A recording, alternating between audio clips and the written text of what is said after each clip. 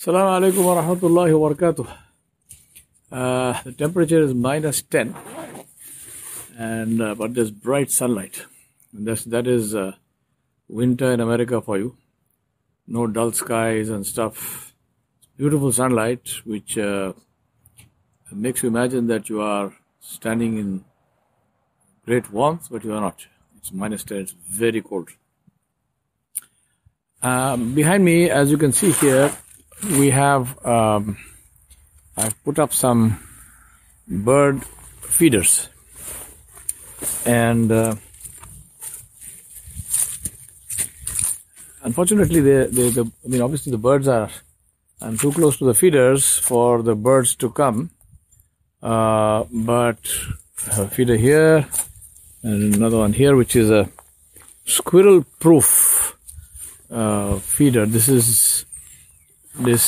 What happens here is that when the squirrel comes, this thing depresses with the weight of the squirrel and the feeding thing closes. So this is proof against squirrels. So squirrels can't eat from this feeder. Squirrels are a big issue when for bird feeders. Now, the reason I'm saying all this is not because I'm selling feeders. The reason I'm saying this is because of one very important and interesting thing that these things keep striking me, and I thank Allah subhanahu wa ta'ala for them. And that is the khudrat of Allah subhanahu wa ta'ala, which is visible to us all around us, alhamdulillah. The khudrat of Allah is visible to us everywhere. In this particular case, what I mean, of course, is also the issue of how Allah subhanahu wa ta'ala, I'm playing around and experimenting with the lighting of this thing. Okay, that didn't work. This one is better. See the bird feeders. Now, when I went to buy these bird feeders, I bought a couple of bags of black oil sunflower seed and one bag of mixed seed. Mixed seed, I realized, was probably not a great idea because a lot of it gets on the ground. Black oil sunflower seems to be the best option for birds. Now, by the time I finished buying that, and I bought also a sweet feeder for woodpeckers, I realized my bill was about $65 or $70. Now, at least in our Indian money, that's a lot of money. That's close to 6,000 rupees, about 5,000 plus, maybe 5,000 rupees or something. And I thought to myself, should I really be spending this money? And then I remembered the hadith of Rasulullah, where he said that if a person plants a tree and birds feed from it, Allah will give that person ajr and reward as long as the birds feed from that tree. So I thought, well, this is not a tree, this is a feeder, but seems to do the same thing. So I ask Allah subhanahu wa ta'ala to reward me for that. So the money is not wasted, it's well spent.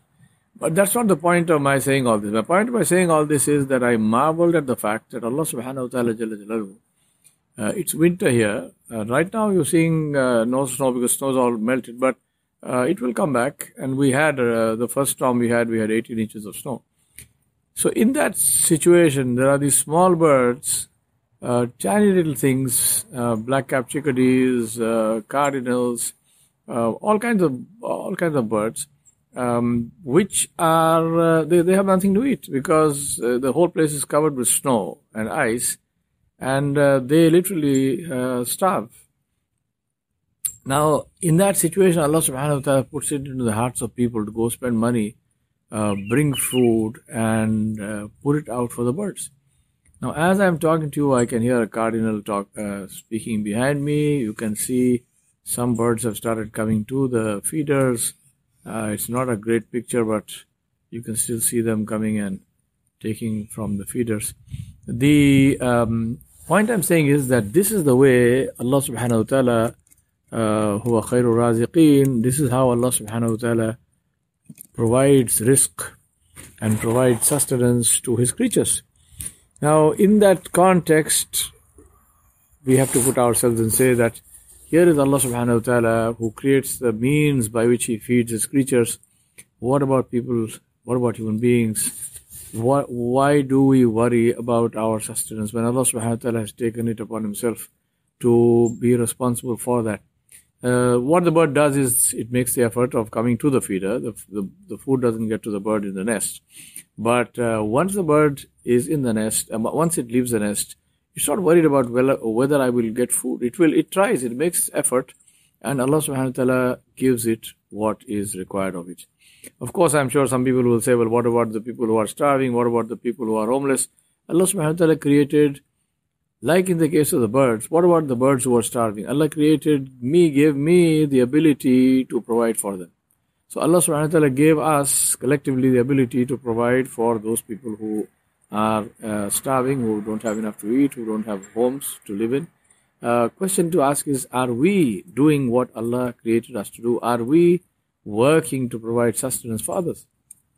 It doesn't even need imagination to understand that if we did our jobs, if we as human beings today as we live, with the kind of money and resources that Allah has given human beings, there is really no logical reason why even a single person, a single human being should go to bed hungry and should be homeless. There is not any logical reason whatsoever. Allah has given money, Allah has given resources to people, but the reason why we have hunger, the reason why we have homelessness, just to talk about two things, I'm not talking about health, I'm not talking about care for the aged, I'm not talking about education, all of which are, of course, equally important. I'm just talking about these two things. There is no earthly reason why even one person should go to bed hungry or be homeless. The only reason is because we hoard, because we misappropriate what has been given to us in trust. We use funds which are meant for other people to alleviate their suffering, to put food on their tables and in their bellies. We use it for our entertainment, for our ostentatious lifestyles, for fulfilling our desires at the expense of other people's needs. We fulfill our desires at the expense of other people's needs. This is what we need to realize. Let's just think about that. I was just thinking the other day, talking about all the turmoil that's happening in the world and, the threat of war and this and that. If global leaders focused on what their people need the most, right? If every head of state of every country, and that's the reason why he or she is head of state, they have been elected for the benefit of their people, right? The head of a country, of country X, was not elected to worry about what country Y is doing. The head of country X was elected to worry about the people of his or her own country.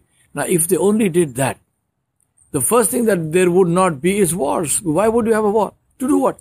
Because wars only bring destruction and death and misery to everyone, right? Including the people, the country which is waging the war. Because the country which is waging the war, their soldiers are going out, they are dying, the economy is being strained to fund all of that. Obviously, for the benefit of the minuscule few who benefit from war, who are selling weapons of mass destruction, who are selling death and disease and so on, and making money out of that. Except for them, nobody else benefits. Now, why would you do that? So, if I was a head of state, then I would say my first job is to ensure that there is not one single person in my country who is sleeping on a pavement. My first job is to ensure that there is not one single person in my country who goes to bed hungry. It's my first job to ensure that there's no one who is homeless, that everyone has access to excellent medical care free of cost, that everyone has access to education free of cost. Really, seriously speaking, if I was running for head of state of a country, this would be my election campaign, and this would be my election statement to say that I will ensure these four things. no one goes to bed hungry, no one is homeless, no one has to pay for excellent medical care, and no one has to pay for excellent education. These are the four things that I would say I will ensure that this, and I mean, I have a plan how to do that, right? So I'm not lying. And my point is that this plan of mine is not a secret. I'm happy to share it with anybody. This is accessible and this is possible for every head of state. And there are some countries and many countries where they have, after doing this, after ensuring that every single person in their country has a home, has a roof over their head, they have food in their bellies, they have access to medical care, and they have access to education, they will still have surplus funds, huge amounts of surplus funds, which can then be given to those countries where they may not have enough funds to ensure these four things. Now, think about that. Now, why am I standing in -10 temperature talking to you about all this? Really? Anyway, may Allah forgive me. But I'm just saying that seriously, look, if you look at it, go back to the basics. This is how Allah subhanahu wa ta'ala is providing. Allah subhanahu wa ta'ala provides directly by providing the food. And by food, I mean anything that we need, all our resources directly where you can just go take it up, pick it up. Or Allah subhanahu wa ta'ala gives it in the trust of other people with the responsibility to them to say, get it to those people. Make sure they do that.